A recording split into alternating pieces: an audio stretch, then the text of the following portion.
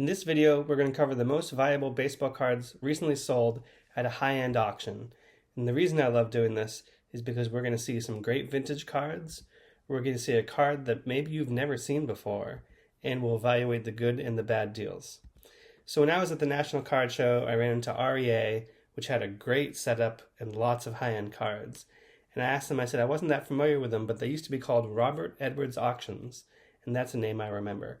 So we're going to look at the most valuable cards recently sold at the Robert Edwards Auctions, or REA monthly auction. Number one is this 1915 Cracker Jack Shoeless Joe Jackson BGS 4.5. So that's the Beckett Vintage grade. And actually, this is a great looking card, pretty well centered for back then. It sold for $73,800. And I wanted to figure out if I thought that was a pretty good deal or not. So when you look at the PSA report, there actually hadn't been any like PSA 4s sold recently to make a good comp, but there was a PSA 3 that sold for $75,000. So already, again, BVG 4.5, you're feeling pretty good about it. PSA 5 had sold for $93,000, so this appears to be about right.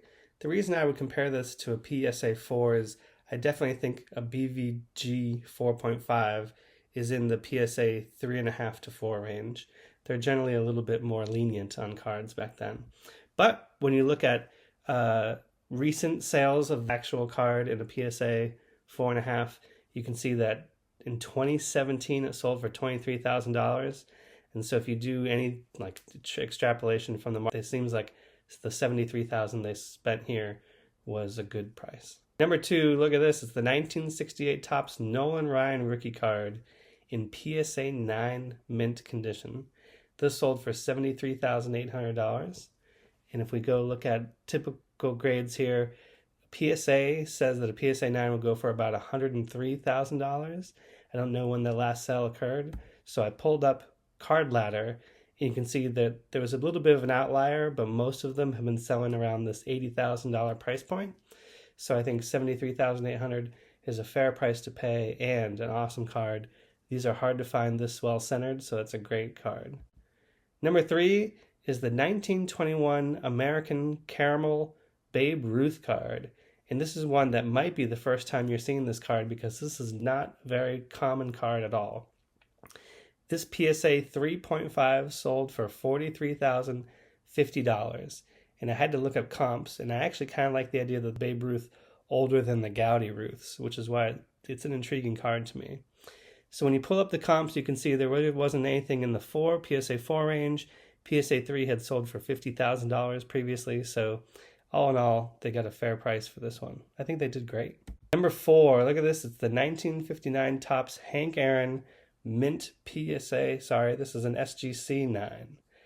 This one sold for $41,800. And when you go back and look at PSA report, they're putting a PSA 9 at around $46,000. And if you look at the most recent sales of PSA 9, they go back from $25,000, $19,000, and as high as $40,000 in 2004. So this one's maybe on the higher end price of that in the last year or so.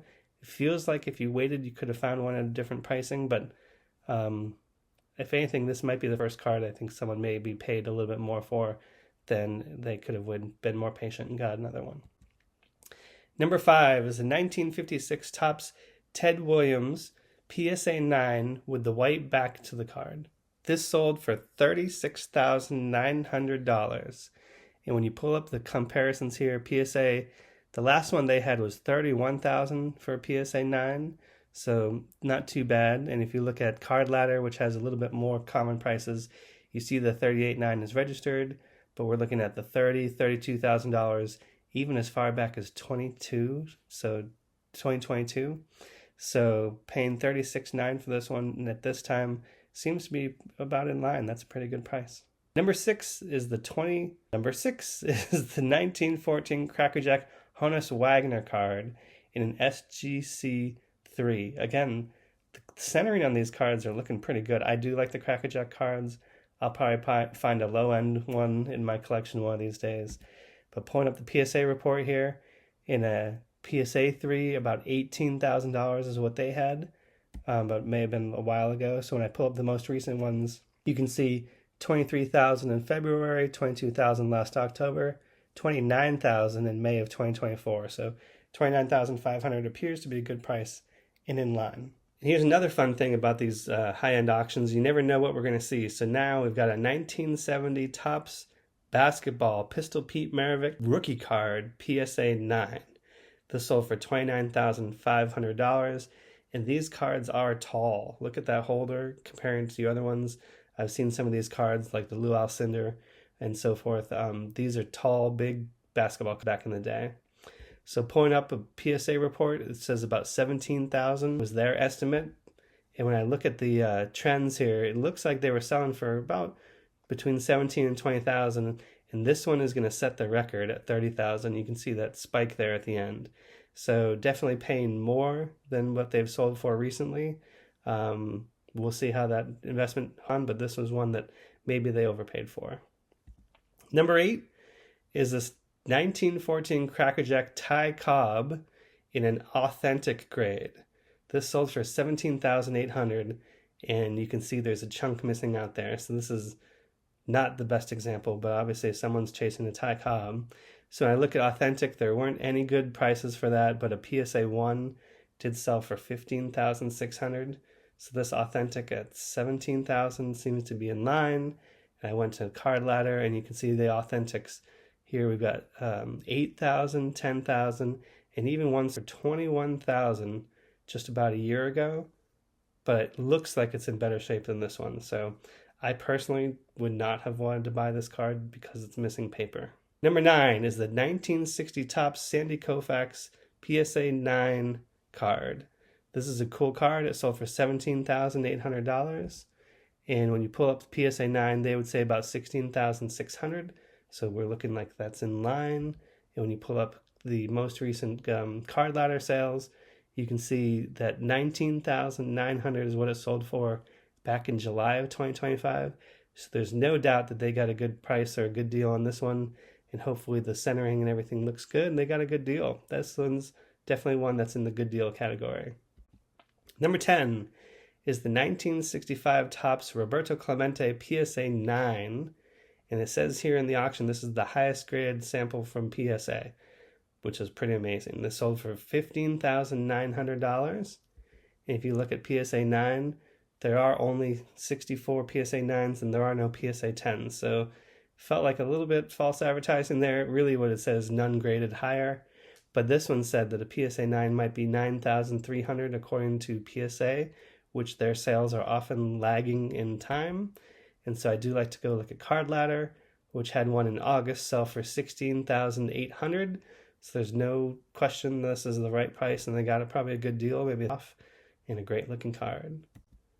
Number 11 is the 1961 Topps Hank Aaron PSA 9. Again, this is probably, there are no PSA 10s. This is none graded higher. So when we go look at the report, yep, there's 54 PSA 9s. PSA says they're going for about $10,300, even though they bought this one for $15,375. So I went to Card Ladder, and you can see that their last one did sell for $10,300, but before that, in March of 25, one sold for $17,700. So these, very rare high-end, I would say, is a good price to pay for this one. Number 12 is the 1969 Topps Nolan Ryan card at PSA 9 mint. This is Nolan Ryan's second year card, but it's his first card where it's just him dedicated to the cards. So these are really popular. People really like to chase these. If I look at PSA's report today, they would say PSA 9 would sell for about $13,400. This one sold for $14,700. So it appears to be in line. And when I go back to Card Ladder, you can see that September was the $13,400, and even in September the same year, $12,400. So these are going up a little bit. They might have paid a little bit more for this one, but it seems to be roughly in line. If anything, they paid $1,000 or $1,500 too much for this one. Next is number 13 is the 1986 Fleer Michael Jordan rookie card in a PSA 8.5. So this is pretty awesome. PSA doesn't break down the 8.5s in their easy charts here, but you can see this one sold for $12,000, a PSA 8 sold for $10,000, and a PSA 9 goes for $26,000. So this one seems to be in line with that. When you look at the graph from Card Ladder, This is a card that over the last 6 months has really started to shoot up in price. Someone's paid as high as 18,000 for one. Someone's paid 15,000. So for them to get this at 12,300, I think they're catching the trend at the right time. Hopefully the values keep going up, and that's an iconic card. It's my number one basketball card. If I was only going to collect one, this would be the one. Number 14 is the 1933 Gaudi Mel Ott in a PSA 8, which is a high grade for these cards back then. When you look at the PSA report, there's only 30 PSA 8s out there, generally selling for about $10,000. This one sold for $11,000. That seems right in line. If you look at the sales trend recently, $10,000 is about where they're going. They had a little recent peak. So whoever saw this one got in at the right time and paid the right price. It's a great looking card, other than his facial expression. Number 15, oh man, 1933 Gaudi Lou Gehrig. This is a famous card. I love this card. This one's in a PSA 4. It sold for $10,700. When I look up the PSA report for a PSA 4, they would say about $8,000 is what they were seeing here. And Card Ladder says about the same, 8,000 all the way up to about 10,000. So this one's maybe a little bit higher, but you can see the trend line is going up. So probably a decent price that they paid. And these probably don't come around too often. Number 16 is the 1959 Topps Sandy Koufax Gray Back in a PSA 8.5. It sold for $10,700. You can see a PSA 8 would sell for about $3,800, where PSA 9 sells for about $21,000. Card Ladder breaks us down that in July, one sold for $9,000. In March of last year, $5,000. In May of 2022, $6,600. So this one seems to be in line. A little bit paid maybe $1,000 more than just last July, but I'm sure these are hard to come by, and they were awesome to scoop one up. Number 17, oh, I love the look of this card. It's the 1951 Bowman Willie Mays rookie card in a PSA 3.5, and the centering is not bad. I actually do like the 0.5 grades sometimes because the centering is slightly better than like a PSA 3 or a PSA 4. A PSA 3 would sell for about $6,600. This one sold for $10,100. And a PSA 4 they're saying is about $8,000. So when I plot this is the PSA 4 trend. It does look like $8,000 is about where it's going. These cards are a little bit all over the place. Obviously, low-end cards really depend on how well they look. So probably would have expected to pay $8,000 for this one. They're paying $2,000 more, so I'm assuming they think this one is one of the better presenting PSA 3.5s, either in terms of centering or quality. Number 18 is the 1957 Topps Johnny Unitas rookie card in a PSA 8. When you pull this up, it looks like it's going to go for about $8,500 according to PSA. This one sold for $9,800. And when I pulled up the Card Ladder report, you can see about $10,000 is what they were going for. There's one sample that's kind of the outlier here. And so getting this for about $10,000 seems to be in line with expectations. Number 19 is the 1953 Topps Mickey Mantle in a PSA 6. Now, I love this card. It is on my chase list. I almost snagged one. It's a long story. But what I don't like this one is how off-center it is. So I'm sure the corners and everything is great on this one, but the left to right centering is so far off that that's what actually bothered me. I personally wouldn't pay $9,800 for it, but I'm pretty sure they paid less than the general PSA 6 for it, and let's find out. So PSA 6 for these are generally going for $10,700. That's not enough of a discount for me to want to get this one that's off-centered. And Card Ladder says anywhere between $10,000 up to $12,000. So in a way, they got this one for a little bit under maybe going market rate, but again, I feel like that off-center is going to be hard to sell. And in fact, I went and found one that sold for about $10,000, and this is what it looked like. Oh my goodness, look how well centered this one is. I would love that card compared to the one that went in this auction. And number 20 is the 1909 Ty Cobb with the white border and green portrait with an SGC 3 grade, and the centering on this one actually looks really good. So this one sold for $9,500. PSA says about $9,000. Look at the last sale price of $10,200, and that was back in 2023. They got a good deal on this one.